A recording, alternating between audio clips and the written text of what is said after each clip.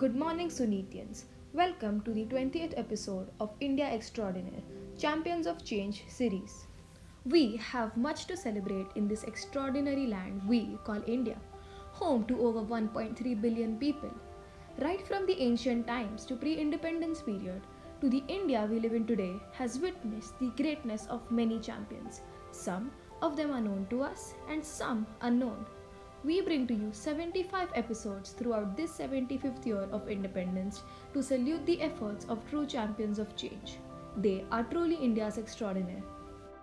Before I introduce you to today's extraordinaire, we should keep in mind that the individual was a girl, a woman, a daughter, a mother, a wife, and a queen. There was a queen who silently made her mark. She ruled, she transformed, and left a legacy that survived for over 200 years. Ahilyabai Holkar, an astute leader and administrator, a savvy businesswoman and a legend. She was a leader well beyond her times, a woman who broke all barriers, an administrator and a lady who ensured that her name lived on through her philanthropic work across India. Very little is known of Ahilyabai's early life, except that she was born on 31st May 1725. She grew up in a village in Ahmednagar district, where her father was a patil, a village official.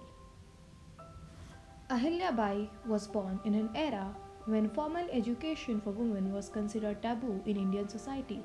However, her father made sure that she could read and write. Her arrival on the historical stage was somewhat by chance.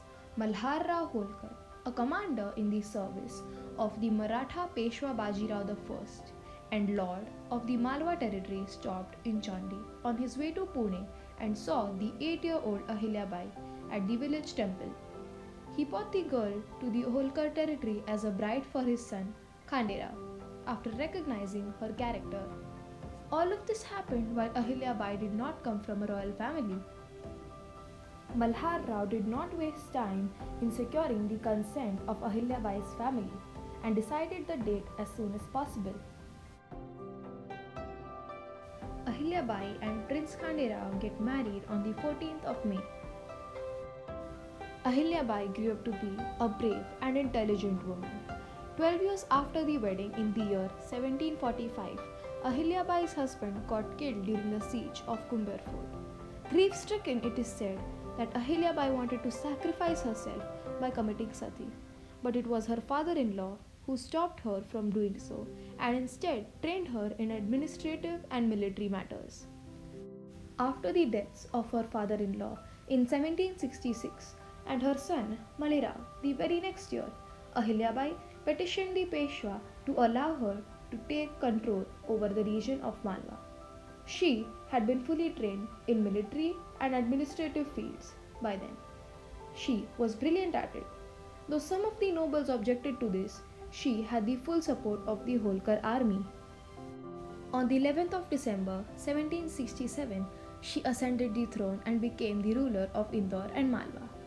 Only a year into her reign, the brave Holkar queen was seen defending her kingdom, fighting off invaders to prevent Malwa from being plundered. She led armies into battle. She built wells, tanks, and rest houses across areas stretching from the Himalayas to pilgrim centers in South India. She gave donations to build, repair, and restore temples from Badrinath to Dwarka, Omkareshwar to Puri, Bodh Gaya, Rameshwaram, and every holy pilgrimage place in India had a contribution in one way or another from Ahilyabai Holkar. She built hundreds of temples, more than 30 dharamshalas, and numerous ghats, wells, and holy pilgrimages for the welfare of people.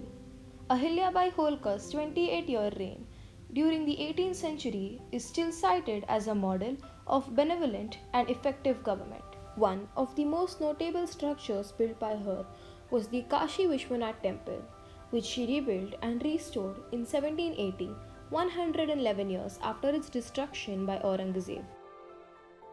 Maheshwar, Her capital was a kaleidoscope of literary, musical, artistic, and industrial achievements. Her capital was known for its unique craftsmen, sculptors, and artists who were all well compensated for their work and held the queen in high regard.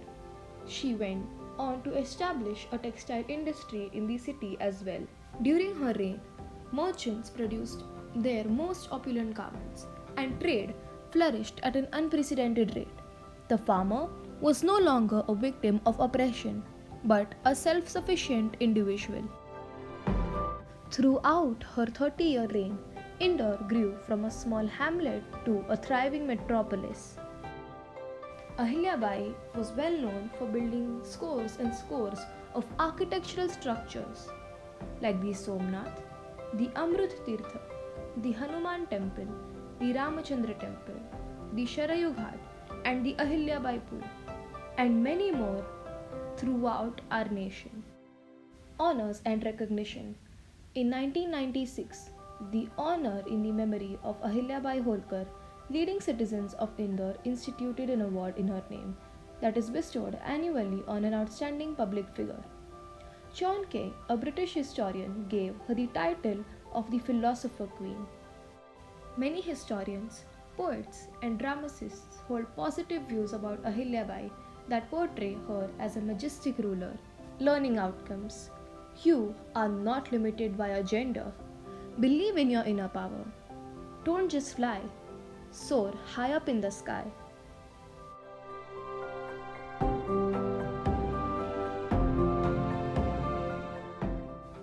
Thank you for joining me, Himakshi Metka, this morning in celebrating our India's Extraordinaire, Champion of Change, Ahilyabai Holkar. Have a great day ahead.